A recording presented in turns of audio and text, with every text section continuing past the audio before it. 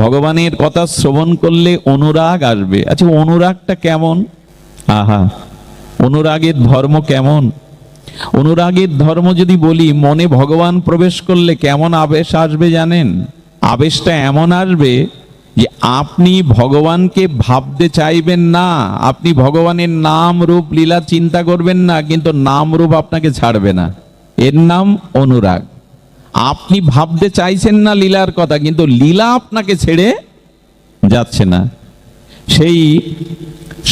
সেই শাসক, মৃত্যুদণ্ড দাতা ঠাকুর হরিদাসকে বলছেন নাম ছাড়। হরিদাস ঠাকুর সেই পরম কথা বলেছিলেন, আমি নাম ছাড়তে চাই, নাম আমাকে ছাড়ে না। এরই নাম অনুরাগ। যখন আমি মন থেকে তাড়াতে চাইছি, সে আমার মন থেকে যেতে চাইছে না, এরই নাম অনুরাগ। আমি ভজন করতে চাইছি না, ভজন আমাকে করিয়ে নিচ্ছে।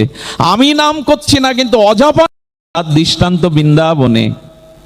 চলুন আমরা ব্রজে সেই দৃষ্টান্ত শুনি। নারদজি যাচ্ছেন, নারক আকাশ মার্গে দেবশ্রীপাদ ভক্তি কল্পতরু যেতে যেতে দেখছেন এক গোপী যমুনাতে জল আনতে এসে জল ভরা বাদে ঘাগরিটা রেখে যমুনার তীরে ধ্যানে বসেছে। আচ্ছা, লক্ষ্য করবেন, বৃন্দাবনের গোপীরা কোনোদিন জপ, ধ্যান, যোগ, অবলম্বন, তপস্যা এসব করেনি। তাদের সর্বস্ব ভগবানকে ভালোবাসা, অনুরাগ, প্রীতি দিয়ে তারা ভগবানকে স্মরণ করত। নারদ এসে সেই যোগমার্গী গোপিনীকে বলছেন, কি গো গোপী, আজকে ধ্যানে বসেছো কেন? যোগ অবলম্বন করছো কেন? তো মাধব মাধব নাম শুনে, গোবিন্দ নাম শুনে, ব্রজবিহারীর নাম শুনে ধ্যান ভেঙে গোপী বলছে, নারদ, আমি ধ্যান করছি কেন জানো? আমি যোগ অবলম্বন করছি কেন জানো? কৃষ্ণকে হৃদয় থেকে তাড়াবো বলে। পৃথিবীতে এরকম কথা আমি শুনিনি, নারদও শোনেনি। নারদ অবাক বিস্ময়ে তাকিয়ে বলছেন, যোগী ঋষি মণিগণ বহু জন্ম ধরে তপস্যা করছে ভগবানকে হৃদয়ে পাবে বলে, আর তোমরা হৃদয় থেকে ভগবানকে তাড়িয়ে দিতে চাচ্ছ কেন? প্রশ্নটা শুনুন, তাহলে উত্তরটা ভালো লাগবে। কেন হৃদয় থেকে তাড়াচ্ছ? বলো, কৃষ্ণকে হৃদয় থেকে, নন্দলালাকে হৃদয় থেকে না তাড়ালে ও আমার সংসার করতে দেবে না। বলে, কেন, কি হয়েছে? ধ্যান দিন। বলে, শোনো, আমি সকালে বৃন্দাবনে তো তখন মাটির ঘর, গোময় লেপন করত। আগেকার মায়েরা যেমন কাঁচা ঘরে গোবর লেপন করত, সকালে উঠে গোময় লেপন করেছি 10 বার। কেন জানো? যতবার গোবর লেপন করি ততবার লালা, আমাদের নন্দলালা ওই পথ দিয়ে হেঁটে ওই গোবর পথটা, প্রলেপটা নষ্ট করে দিয়েছে। আমি বেলা 9টা পর্যন্ত গোবর দিচ্ছি, শাশুড়ি তো আর দেখতে পাচ্ছেন। আমার মনের মধ্যে কৃষ্ণ, সর্বদা চিন্তনে ধ্যানে কৃষ্ণ। কৃষ্ণ যখন গোবর পায়ে ওই এড়িয়ে যাচ্ছে, মারিয়ে যাচ্ছে, আমি আর কতবার বলো তো গোবর দেব? শাশুড়ি এসে বলছে, কি আর কাজ নেই সংসারে, শুধু সারাদিন গোবর লেপবে? উনি তো আর কৃষ্ণকে দেখছেন না, আমি দেখছি যে ও ঘর ডাঙিয়ে যাচ্ছে, বলো তো সংসার করি কি করে? আহা, কি নিষ্ঠা ব্রজবাসীদের। আচ্ছা, তারপরে কি হয়েছে? শাশুড়ি বলল দুগ্ধ দহন করতে, আমি গাভীর বাট দহন করছি। অর্থাৎ কৃষ্ণ বাল গোপাল এসে ডানে এসে বলছে, ও গোপী, বড় ক্ষুধা লেগেছে, কাল যশোদা মা আমাকে পেট পুরে খেতে দেয়নি, তো দুধের বাটটা আমার মুখের দিকে দিয়ে একটু টানো না, আমি একটু দুধ পান করি।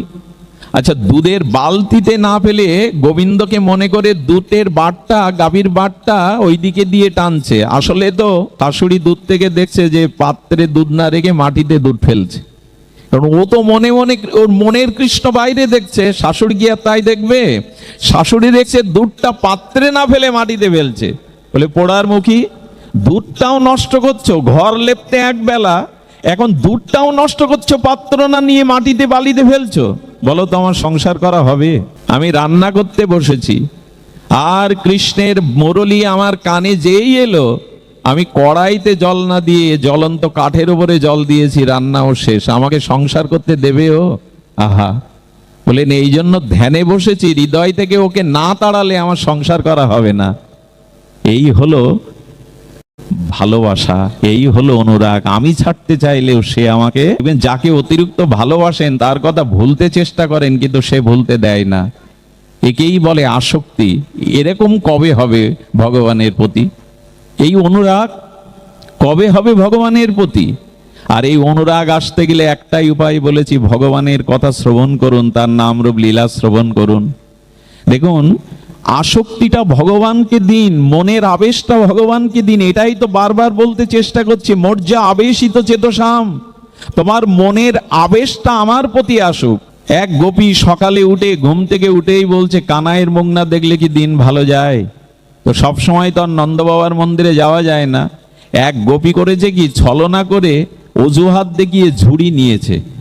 ঝুড়ি নিয়ে নন্দ মন্দিরে, যশোদা মন্দিরে এসে বলছে, ও মা যশোদা, বলে ঝুড়ি নিয়ে এসছো কি দরকার? যশোদা তো উদর সবকিছু দান করেন। বললে, মা একটু গোবর চাই। সত্যিই কি গোবর নিতে এসছে? গোবরের অভাব বৃন্দাবনে? আসলে গোবরের ছল করে গোবিন্দকে দেখবে বলেই একটা তো অজুহাত লাগবে। দেখুন ওদের মানসিকতা দেখুন, সকালে উঠে আগে গোবিন্দকেই যাতে, লালাকে যাতে দেখি। যশোদা বললো, কি জিজ্ঞাসা করা লাগে? গোবর আছে, নবলক্ষ ধেনু যা পারো নিয়ে যাও। যেই গোবরটা তুলছে আর গোবিন্দকে স্মরণ করছে, যার জন্য এলাম সেটা এখনো ঘুম থেকে ওঠেনি। কি করেছে জানেন? গোবর তুলছে আর গোবিন্দকে স্মরণ করছে। আচ্ছা, ভগবান কি জানে না গোপী কি উদ্দেশ্যে এসেছে? একবার বলুন, ভগবানের কি অজানা আছে? ভগবান ঘুম থেকে এসে আর ত্রিভঙ্গ মুরারি আর আমাদের গোপাল লালা, নন্দলালা এসে মাজায় হাত দিয়ে ত্রিভঙ্গ ঠামে দাঁড়িয়ে বলছে, কি গো গোপী? বলেন, গোবরের ঝুড়িটা তুলতে পারছি না, এই জন্য তো অপেক্ষা করছিলাম কেউ এসে ধরে দেবে, দাও তুমি ধরে দাও। ভগবান আসেন কেন? যে ভক্তের হৃদয়ে ভগবানের প্রতি এখন ব্যাকুলতা থাকে, ভগবান দূরে থাকতে পারেন না। ভগবান তখন বলছেন, এখানে ভগবান না বলে গোপালই বলি, গোপাল তখন বলছেন, গোবরের ঝুড়ি ধরে দেওয়া বুঝি আমার কাজ? গোবরের ঝুড়ি ধরে দেওয়া আমার কাজ? তখন বলছি, এতে আর কি, এখন আমাকে তো উপকার করতে হবে, ঝুড়ি তো আমি তুলতে পারছি না, তুমি তুলে দাও। বললো, গোবরটাও বা তোমাকে নিতে দেবো কেন? গোপী তখন বলছে, দেখো, ঝুড়ি যদি তুলে দাও তাহলে তোমার একটা জিনিস পাওনা আছে, আপ্তকাম পুণ্যকাম, যার ক্ষুধা তৃষ্ণা নেই সেই ভগবানও বলছেন কি দেবে? একটা করে ঝুড়ি দেবে, দেবে এক মুঠো করে মাখন দেব। গোপাল বলছে, তাতে রাজি আছি। ভগবানের মাখনের লোভ আছে গো? আসলে মাখনের লোভ না, ওই মাখনের মধ্যে গোবিন্দের প্রেম ভক্তি মিশানো আছে। কেমন জানেন? এ কথা বলতে গেলে বড় দুর্বল হয়ে যেতে হয়। গোপী যখন দুগ্ধ দহন করতো তখন চিন্তা করতে, এই দুগ্ধটা যাতে কানাইয়ের সেবায় লাগে। সংসারে আমরা তো এরকম করে ভাবতে পারি না যে গাছের এই ফলটা আগে ভগবানকে দেব।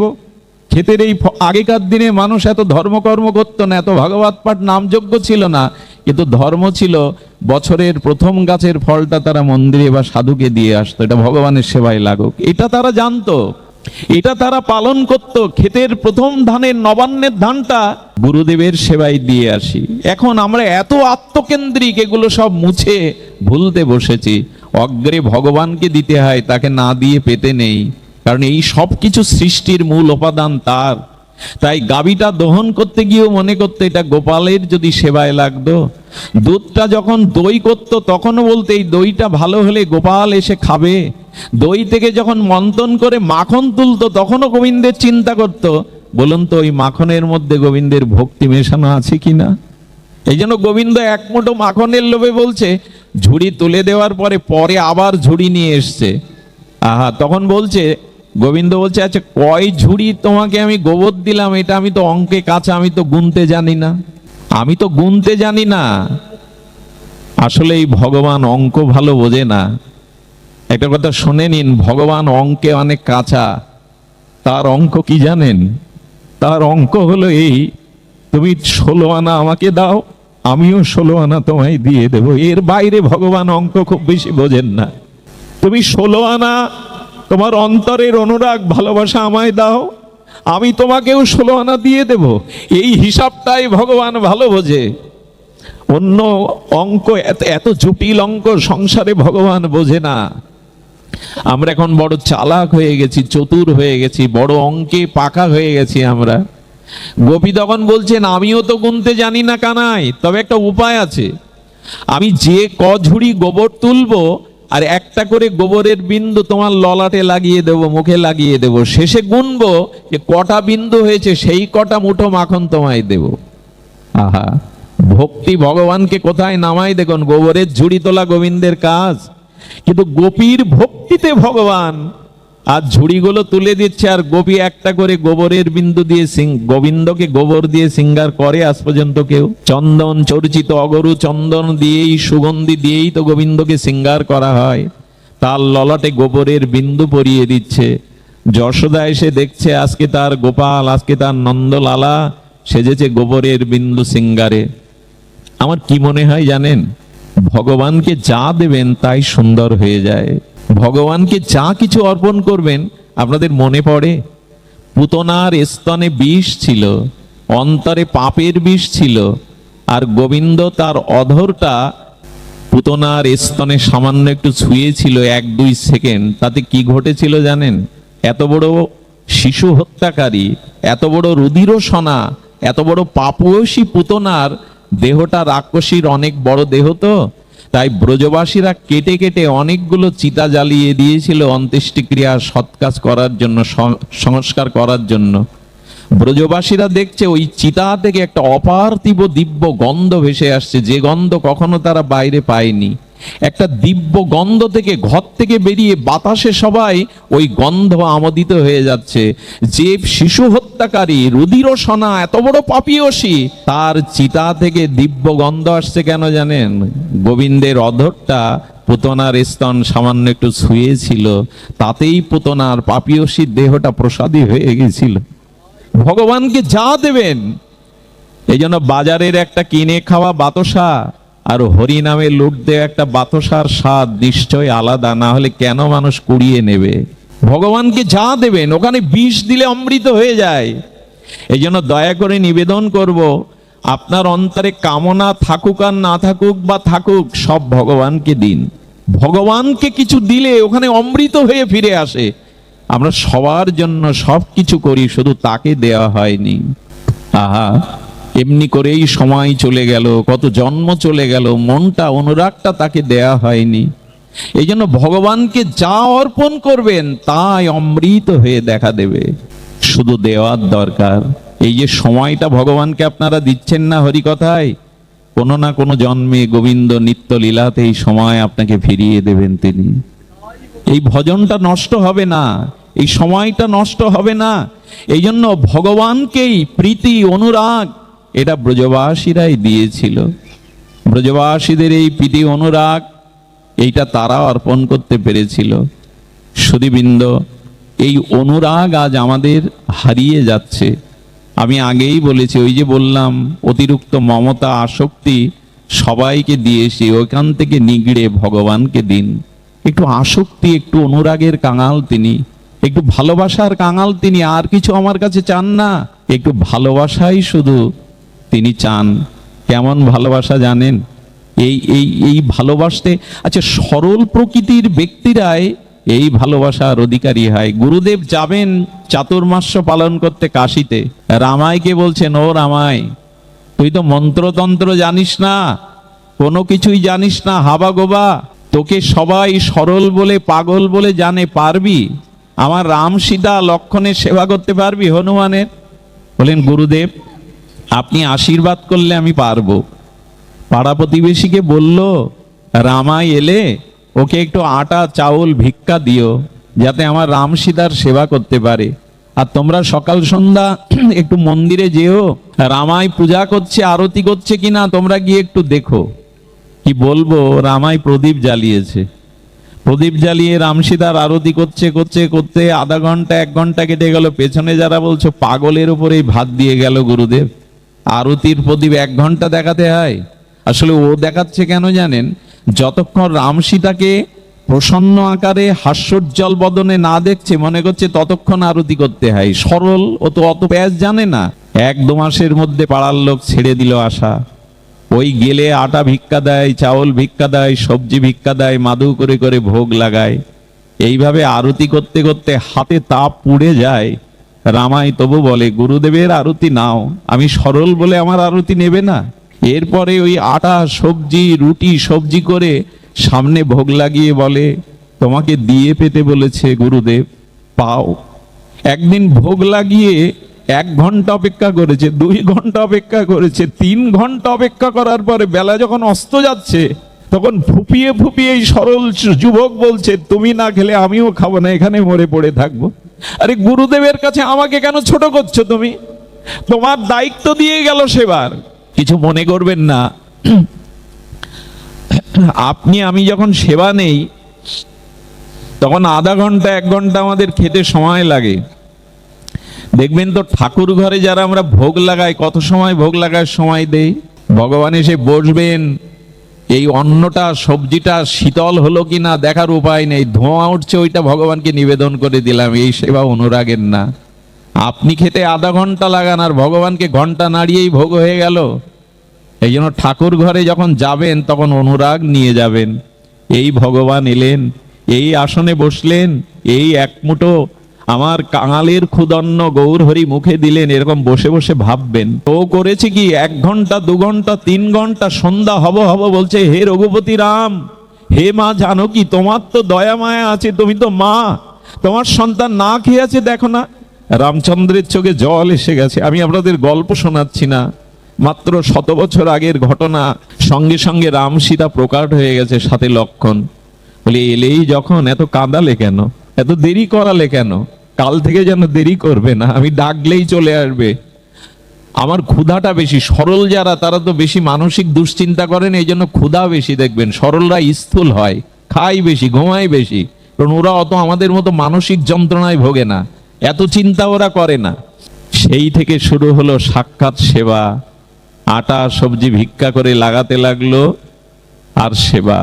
1 মাস সেবার পরে একদিন দেখছে রাম সীতাকে প্রকট করে বলছে, প্রভু আমি আর পারবো না। দেখো আমি পাড়ায় যখন ভিক্ষা করতে যাই দেখি পিতারা আয় করে, মা রান্নাঘরে রান্না করে, আর সন্তান বসে বসে খায়। তুমি তো পিতা, সীতা তো মা, আমি কেন একা ভিক্ষা করতে যাব? আমি কেন জঙ্গল থেকে একা কাঠ জোগাড় করব? আমি কেন হাত পা পুড়িয়ে রাখবো? মা তুমি পারো না? সীতার চোখে জল এসে গেছে, ও সরলতা রেগে, বাবা আজ থেকে রন্ধনশালায় আমি যাব।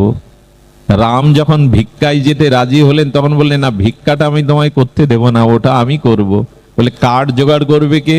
হনুমান প্রকট হয়ে বললেন, এমন ভক্তের সেবা করাটাও আমার কাছে ধন্য প্রভু, আমি কাঠটাই বয়ে আনবো। চলতে লাগলো ভগবানের সংসার। সীতামা রান্না করে, আরে ও ভিক্ষা করে রামাই। হনুমানজি লক্ষণজি কাঠ জল এনে দেয়। চলতে লাগলো ভগবানের লীলা। চাতুর্মাস্য ব্রত শেষে গুরুদেব ফিরে এসে গ্রামবাসীকে বললেন, তোমরা একটু খোঁজ খবর নাও তো মন্দিরে সেবা হচ্ছে কিনা আমার ঠাকুরের। বলে আর সেবা? 1 ঘন্টার আগে প্রদীপ নামাই না, কি ঘরের মধ্যে বিড়বিড় করে, আমরা যাওয়া ছেড়ে দিয়েছি। কার উপরে ভাত দিয়েছেন আপনি? গুরুদেব নিজে চোখে দেখবে বলে না বলে ধীরে ধীরে পা টিপে টিপে মন্দিরে ঢুকে কি দেখলো জানেন? মন্দিরে ঢুকে দেখলো সীতামা পরিবেশন করছে, প্রভু রামচন্দ্র লক্ষণ সেবা পাচ্ছে, সেই সাথে ও বসেছে রামায়। আর এই দৃশ্য দেখেই প্রেমে মূর্ছিত হয়ে পড়ে গেছে। যখন চেতনা ফিরল গুরুদেবকে দেখতে পেয়ে জড়িয়ে ধরেছে। গুরুদেব আপনি কখন এলেন?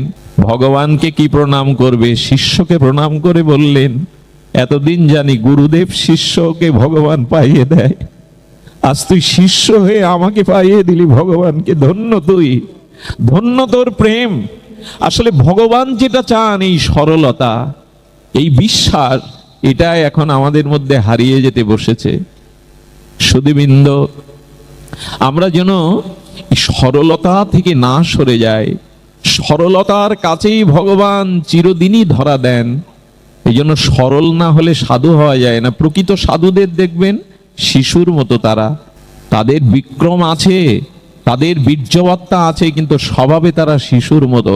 কারণ ক্ষমা করতে পারে। শিশুকে একটা চড় মারবেন, 10 মিনিট পর আবার আপনার চকলেট দিলে কোলে এসে হাসতে হাসতে আসবে। ওরা ভুলে যেতে পারে। প্রকৃত সাধু ক্ষমা করতে পারে। প্রকৃত সাধু অন্যের উপর করুণা করতে পারে। সাধু বেশ ধরে যদি ক্ষমা না থাকে, জানবেন আমার ভিতরে সরলতা, সাধুত্বের গুণাবলী প্রকাশ পায়নি। সুধীবৃন্দ, ব্যাকুলতা চাই। এই ব্যাকুলতাই, এই মন আবেশই, এই অনুরাগই আমাদের ভগবত চরণে পৌঁছে দেবে। সুধীবৃন্দ, ভজনে আসুন, ভগবত চরণে শরণাগতি নিন। এই জগৎ, এ জগতের কর্ম, এ জগতের পিপাসা যেটুকু পূরণ হয়েছে তাতেই সন্তুষ্ট থেকে ভগবানের ভজনে করুন। ছোট্ট একটা কথা বলেই পাঠ বিশ্রাম করি। ভগবান একটি মহাবাণী দিয়েছেন, আপনাদের কাছে সেটা তুলে ধরেই পাঠ বিশ্রাম করি। পন্তেও প্রতি জানিহি নমে ভক্তা প্রণশ্যতি। হে অর্জুন, তুমি দীপ্ত কণ্ঠে জগৎকে জানিয়ে দাও, তুমি ডঙ্কা নিনাদে জগৎকে জানিয়ে দাও, কম্ব কণ্ঠে জানিয়ে দাও, আমার ভক্তের বিনাশ নাই। এই কথাটি আজকের দিনে আমাদের খুব বড় আশ্রয়ের কথা, ভরসার কথা, অবলম্বনের কথা। ভগবান কি বলছেন? নমে ভক্তা প্রণশ্যতি, আমার ভক্তের বিনাশ নাই। সারাটি জীবন কোটি কোটি দৃষ্টান্ত ভক্তমাল চরিত্রে, ভক্ত চরিত্রে আপনারা পাবেন ভগবান তার ভক্তকে কিভাবে রক্ষা করেন। সুধীবৃন্দ, ছোট্ট একটি লীলা স্মরণে আসছে, কেন জানি না। সেই লীলাটি হলো যে দেখুন, ভক্তকে ভগবান বিনাশ হতে দেন না, এর সব থেকে বড় একটা দৃষ্টান্ত আমাদের নারদজি। নারদ একবার তপস্যায় রত ছিলেন খুব সামান্য সময়ে, এই লীলাটুকু আমরা আস্বাদনে ব্রতী হব। দেবর্ষিপাদ নারদ তপস্যা করেছিলেন, তপস্যার মাধ্যমে তিনি কামদেবকে পাঠিয়েছিলেন দেবরাজ ইন্দ্র। আচ্ছা, কেউ যখন ভজন করে, লক্ষ্য করুন, কেউ যখন ভগবানের পথে, প্রগতির পথে, অনুরাগের পথে ওঠে, তখন সব থেকে বড় বাধা হয় দেবতারা। এই কথাটা আপনাদের মনে অনেকের আঘাত আনতে পারে, কিন্তু এটা আমার কথা না, ভাগবতের কথা। যখন আপনি ভগবানের পথে, ভক্তির পথে এগোবেন, তখন সব থেকে বড় বাধা হয়ে দাঁড়াবে দেবতারা। দেখবেন যত মনি ঋষি তপস্যা করতে গেছে, দেবতারা তাদের তপস্যা ভঙ্গের জন্য মেনকা, উর্বশী এদের পাঠিয়েছে। আচ্ছা, একজন তপস্যা করে প্রেম ভক্তি লাভ করে উদ্ধার হবে, তো দেবতা তোমাদের আপত্তি কোথায়? দেবতাদের আপত্তি কোথায়? আপত্তি একটা আছে, বেদের যে কর্মকাণ্ড, যাগ, যজ্ঞ, আহুতি, এগুলো দেবতাদের নামে দেয়া হয়। এখন আপনি কি চান আপনার দলের একটা লোক অন্য দলে চলে যাক? আপনি চান আপনার দলের একজন সদস্য অন্য দলে ভিড়ে যাক? এখন দেবতারা চায় এ তো যাগ, যজ্ঞ, পূজা পার্বণে আমাকে আহুতি দিতে হবে। এখন ও যদি ভক্তির পথে উঠে যায়, তখন আর কর্মকাণ্ড করবে না, এই যাগ, যজ্ঞ, পূজা পার্বণের দিকে ওর লক্ষ্য থাকবে না, আমার ভজনেই লক্ষ্য থাকবে শুধু। তখন আর কর্মকাণ্ড থাকবে না। প্রেম ভক্তি লক্ষণে কর্মকাণ্ড বাদ পড়ে যায়। এই জন্য দেবতা বলে আমার দলের লোক একজন চলে যাক, আমি চাইবো কেন? এই জন্য আপনি যদি কালকেই ধরেন, আমার কার্তিক বাবা যদি কালকে পরিবারে বলে আমি বৃন্দাবনে যাচ্ছি আর ফিরবো না, কাঁদবে কিনা? স্ত্রী পুত্র কন্যারা কাঁদবে কিনা? একটু বেশি কাঁদবে। কাঁদবে কেন জানেন? 2 আনা কাঁদবে বাড়ির লোক, আর ওর মধ্যে 14 আনা দেবতারা এসে কাঁদবে। কারণ আপনি বৃন্দাবনে যান, ভগবত পথে গিয়ে যাগযজ্ঞ, কর্মযজ্ঞ বন্ধ করুন, এটা দেবতারা চায় না। আচ্ছা, বলবেন না দেবতারা অতিরিক্ত কাঁদে কেন? বললেন আপনি যাচ্ছেন বলে কাঁদছে, আর এক সময় না গেলে কাঁদবে। আপনি প্যারালাইসিস হয়ে পড়ে থাকুন, আপনি অকর্মণ্য হয়ে ঘরে পড়ে থাকুন, বা অতি বৃদ্ধ বয়সে জরাগ্রস্ত রোগ হয়ে ঘরে পড়ে থাকুন, তখন আপনাকে বলে বুড়ো যায়ও না কোথায়, খুঁটির মতো ঘরে পড়ে থাকে। এক সময় যেতে গেলে কাঁদে। আসলে যখনও বৃন্দাবনে ভগবানের পথে যাচ্ছিল, তখন দেবতারা ওর মধ্যে সে মায়া সৃষ্টি করে যেতে দেয় না, কাঁদে। আর যখন অকর্মণ্য হয়ে পড়ে, তখন আপনাকে বিদায়ের জন্য, যাওয়ার জন্য উল্টে তখন কাঁদতে থাকে। ভগবান ওকে দেখে না। সংসার এমন, গেলেও জ্বালা, আবার পড়ে থাকলেও ওরা বিদায়। কি এখানে কি অবস্থাটা দেখুন। সেই জন্য দেবতারা, দেবরাজ ইন্দ্র পাঠালেন যে এই যে তপস্যা করছে, এ তো সব নিয়ে নেবে স্বর্গলোক, তপস্যায় সিদ্ধি হয়ে যাবে। ওখানে কামদেবকে পাঠালো, কিন্তু কামকেও জয় করেছে নারদ ভজনের দ্বারা, ভক্তির দ্বারা। একটা জিনিস বলি, মাঝে মাঝে ভক্তকে ভগবান কিছু করুণা কৃপা দিয়ে দেখেন তার অভিমান আসে কিনা। এই অহংকার সবকিছু শেষ করে দিল আজ। নারদ তখন ধ্যান থেকে উঠে বলল, শিব ঠাকুরও যা পারেনি তা আমি পেরেছি। এই দেখুন, ভজন করুন, আপত্তি নেই, কিন্তু অভিমান আনবেন না। আমি লক্ষ্য নাম জপ করি, আমি সমাজ বৃন্দাবনে পড়ে থাকি, আমি এই করি তাই করি, এরকম ভজন করুন, কিন্তু ভজনের অভিমান কখনো আনবেন না। এই দেখুন, অভিমান এলে কি হয়। উনি শিব ঠাকুরের থেকে নিজেকে ভগবান শঙ্করের থেকে বড় ভাবতে শুরু করেছেন। কেন জানেন? অভিমানে বিচার করছেন। কি বিচার? শিব ঠাকুর কামদেবকে পুড়িয়ে দিয়েছিল, কামকে ভগবান শঙ্কর ত্রিনয়নের অগ্নি দিয়ে পুড়িয়ে দিয়েছিল, কারণ ক্রোধ এসেছিল। কামকে পোড়ালেও, কাম ভগবান শিবকে বিবশ করতে না পারলেও ক্রোধ এনেছিল। এখন ক্রোধ আসাও তো পরাজয়, আর আমার কামও এসে পরাজয় করতে পারেনি, আমার মধ্যে ক্রোধও আসেনি, তাহলে আমি শিবের থেকে বড়। আচ্ছা, শিব ঠাকুর কাম জয় করেছে, এই গুণটা তার মনে পড়ছে না। নিজের অভিমান এলে অন্যের গুণ দেখা যায় না। উনি শিব ঠাকুরের দোষ দেখতে শুরু করেছেন, অথচ ওনার মধ্যে যে অভিমান এসেছে এই দোষ। এই জন্য যখন কেউ অন্যের দোষ দেখতে যায় তখন সে নিজের দোষ তার চোখে, যখনই ভজনের অভিমান আপনার ভিতরে আসবে তখন অন্যের দোষটা চোখে পড়বে, আপনার ভিতরে অন্যের দোষ দেখাও যে দোষ, এই ভাবনা আপনার মধ্যে আসবে না। এগুলোই তো চলছে এখন। সুধীজন, নারদ, আচ্ছা নিজের ভিতরে কোনো গর্ব এলে এটা না জানাতে পারলে হয়? ভগবান শিবের কাছে গেলে শিব ঠাকুর আসন দিয়েছেন, আসন আসন দেবর্ষিপাত। অনেক দিন আপনার সাথে হরিকথা হয়নি, শিব ঠাকুর আনন্দ পেয়েছেন। একজন ভক্ত আর একজন ভক্তকে দেখলে মনে করে আজ একটু কৃষ্ণ কথা হবে, উনি আসন দিয়েছেন আর বসে হরিকথা পড়ে মরুক। বললেন, আপনার থেকে আমি সাধনায় বেশি সিদ্ধি লাভ করেছি। আপনি তো ক্রোধ ঠেকাতে পারেননি, ক্রোধে কামকে পুড়িয়েছেন, আমি ক্রোধও জয় করেছি, কামও জয় করেছি। ভগবান মনে মনে ভাবছেন শিব ঠাকুর সর্বনাশ। নারদের যদি এই অভিমান আসে তখন বলছে, আপনি কি এই কথা কাউকে বলেছেন? বললো, না বলিনি। বলে, তাহলে দয়া করে অনুরোধ করছি নারায়ণকে বলবেন না এই কথা। আসলে শিব ঠাকুর ভেবেছে নারায়ণকে বললে কোন একটা লীলা করবে, তাতে নারদের কষ্ট হবে, হয়তো এই জন্য বলতে নিষেধ করেছেন। কিন্তু দেখবেন আমার ভিতরে কোনো গুণ আছে, এটা ঢেড়ি না পিটাতে বিজ্ঞাপন না করতে পারলে হয়? এখানে এসে যদি দেখি আমার নামের আগে অনেকগুলো বিশেষণ দেওয়া হয়নি, দক্ষিণবঙ্গের অন্যতম শ্রেষ্ঠ ভাগবত প্রবক্তা, আমার মনে মনে হলো শ্রী বিল্লমঙ্গল কৃষ্ণদাস দিয়েছে, নামের আগে কিছু দিতে হয় না? এই সব তাল যদি এইখানে বসে থাকে তাহলে তার ভজন শেষ। তার পাঠক না হয় ভালো, ওই বিশেষণগুলো গলায় ঝুলিয়ে রাখাই ভালো। আমাদের দশা তো ওই আজ, এত হাজার টাকা না হলে আমি আসবো না, তাই না? এত টাকা না দিলে আমি আসরে নাম করব না। এগুলো কি ভগবান রাজ্যের কথা? তাহলে আমার সামর্থ্য নাই, আমি আপনাকে আনতে পারবো না। এটাই তো ভক্তি জগৎটাও আজ অভিমানে ভরে গেছে। সেখানে বিজ্ঞাপন যে যত করতে পারে আজ বিজ্ঞাপনে, এই জন্য উপযুক্ত সাধুরা, উপযুক্ত মহাত্মারা আজকাল নয়নের আড়ালে চলে গেছে। আমাদের মতো, আমাদের মতো বললে ভুল হলো, আমার মতো মাদিস জীব আজ নিজের বিজ্ঞাপনে ব্যস্ত। কে কত নিজের বিজ্ঞাপন করতে পারে, এটা সাধুত্ব নয়।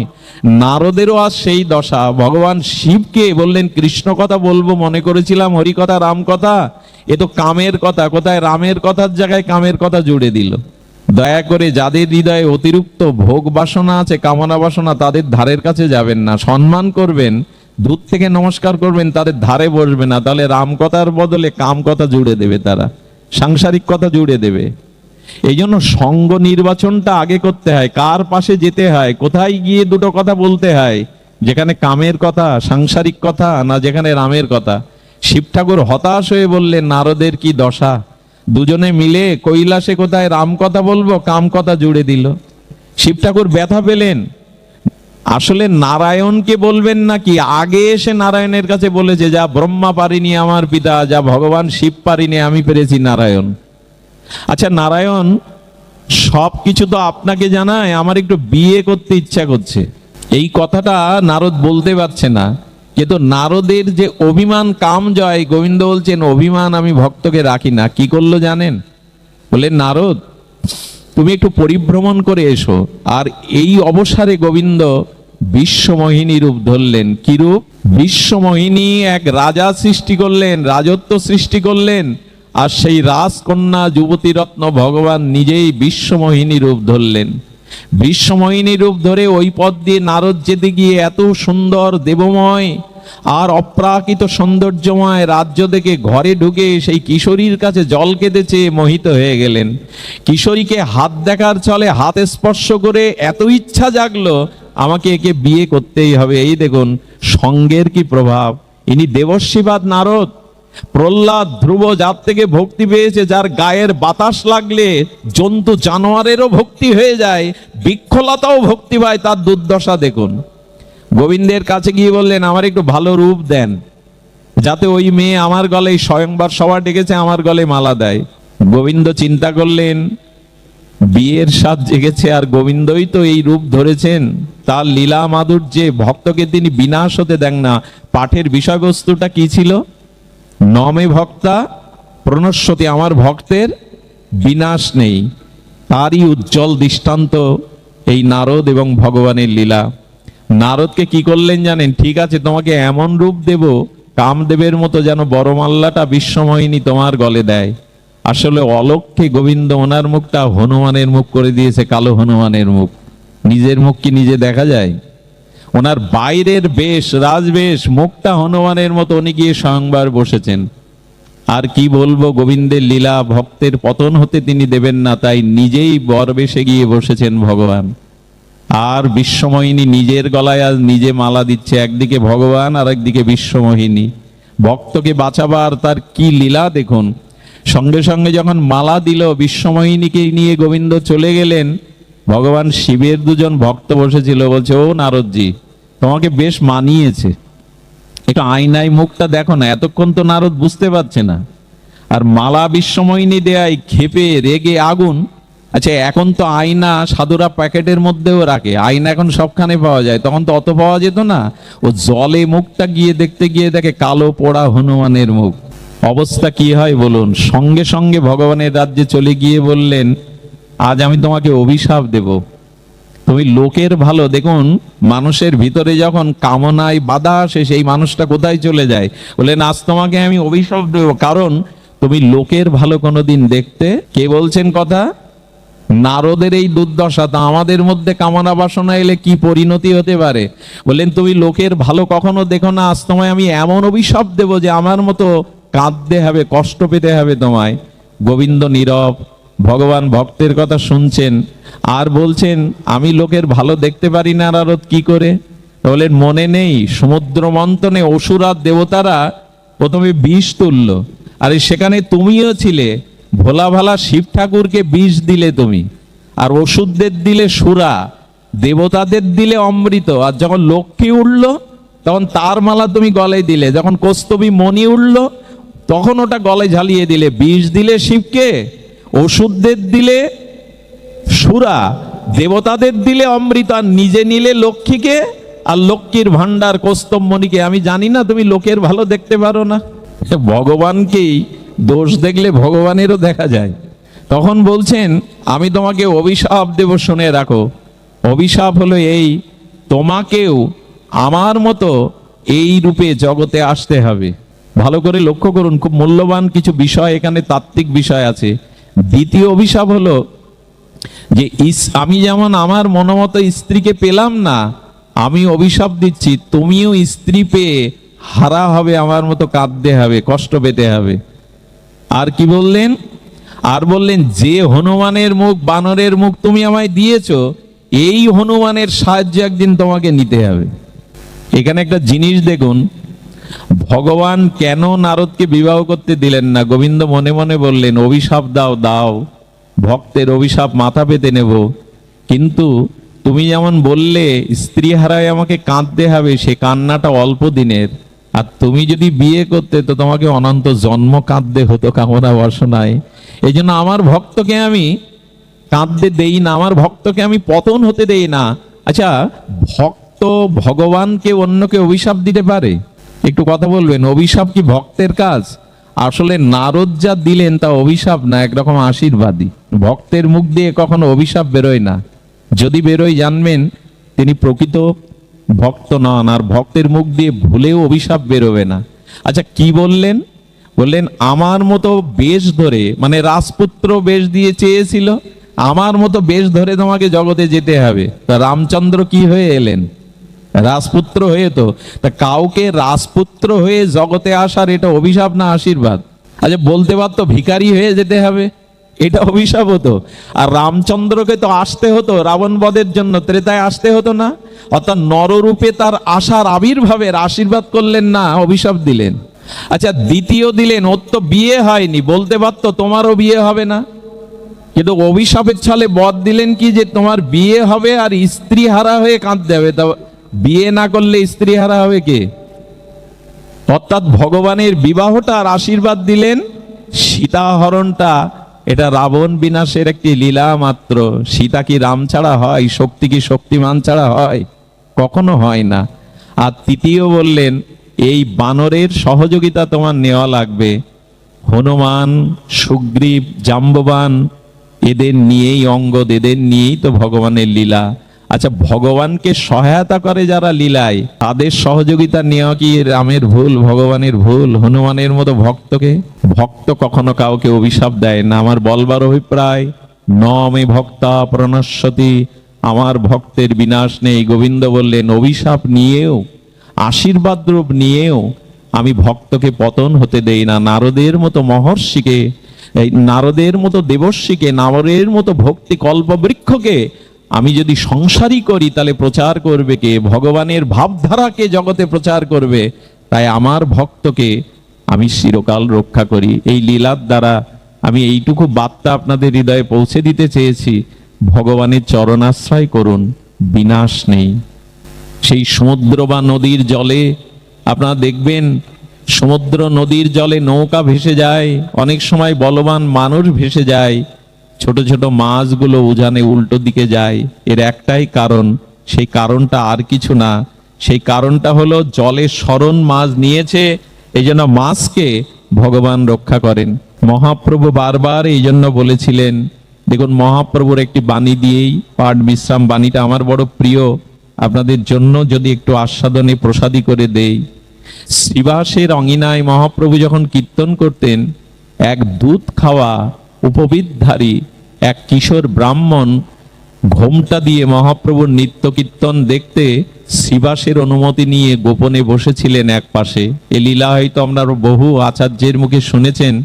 মহাপ্রভু কীর্তন করতে করতে কীর্তন স্থিমিত করে বললেন, শ্রীবাস, আমি কীর্তনে প্রেম পাচ্ছি না, আনন্দ পাচ্ছি না, দেখো তো এর ভিতরে বিজাতীয় কেউ এলো কিনা। সঙ্গে সঙ্গে বারবার প্রভু কষ্ট দেখে যুবকটা ঘোমটা পরে উঠে যাচ্ছে, ও আমার জন্য প্রভু কষ্ট পাচ্ছেন, আমি এর যোগ্য না। যখন ফিরে যাচ্ছে তখন শ্রীবাস বলছে, দাঁড়াও প্রভু, ও ব্রাহ্মণ, ও ব্রহ্মচর্য পরায়ণ, ও দুধ খেয়ে ভজন করে, অন্নও পায় না, প্রভু ও সদাচারী, ও তোমার কীর্তন ও তোমার নিত্য দেখবে বলে আমাকে বহুদিন ধরে অনুরোধ করছে, তাই বসিয়েছিলাম। মহাপ্রভু সেদিন যে কথা বলেছিলেন, বিস্ময়কর কথা শুনুন। ভয় পায় শ্রীনিবাস বলায়ে বচন, পাষণ্ডে রীতে প্রভু নাহি আগমন। যার মন মুখ দুই পাষণ্ড, সে প্রেম ভক্তি পাওয়ার অধিকারী নয়। সবে এক ব্রহ্মচারী বড় সুব্রাহ্মণ, সর্বকালে পয়পান, নিষ্পাপ জীবনের পাপ নেই, পয় মানে দুগ্ধ পান করে। দেখিতে তোমার নিত্য শ্রদ্ধা তার বড়, নিভৃতে আশায় প্রভু জানিয়াছি দৃঢ়। তোমার কীর্তন নিত্যনের শ্রদ্ধা, তাই দূরে বসে আছে। শুনি ক্রোধ বেশে বলে প্রভু বিশ্বম্বর। এই দেখুন কি মার্মিক সিদ্ধান্ত। এরকম নিষ্পাপ কিশোর দুধ খায়, তাকে দেখে প্রভু ক্রোধ করবেন কেন? তাকে তাড়িয়ে দিবেন কেন? শুনুন প্রভু কি বলছেন, ঝাড় ঝাড় বাড়ির বাহির লইয়া কর, মোর নিত্য দেখিতে ইহার কোন শক্তি, পয়পান করিলে কি মোরে হয় ভক্তি।